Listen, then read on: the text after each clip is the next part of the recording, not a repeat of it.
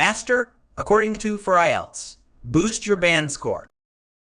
Are you preparing for the IELTS exam and aiming for a band score of 5.5 or higher?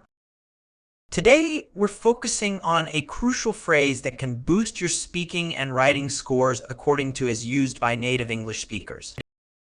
Word type preposition or adverbial phrase, meaning according to is used to introduce the source of information or an opinion.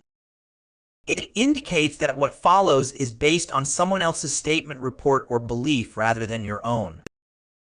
Word history: the phrase according to comes from the Middle English word accord, meaning to agree. It evolved from Old French accorder, which in turn came from Latin accordare, meaning to be in agreement. Synonyms: some similar expressions include as stated by, as reported by, in the opinion of, and based on. Examples used in sentences. Let's look at how to use according to in different contexts. According to the weather forecast, it will rain tomorrow. The project will be completed next month according to the manager.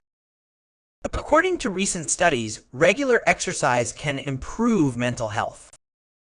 Common errors in use. Be careful not to confuse according to with agree with. For example, do not say I according to you. Instead, say I agree with you. Also, avoid using according to with first-person pronouns. It's incorrect to say according to me. Instead, use in my opinion or I believe. Remember, according to always introduces someone else's viewpoint, not your own. To use according to effectively in your IELTS exam, remember these key points.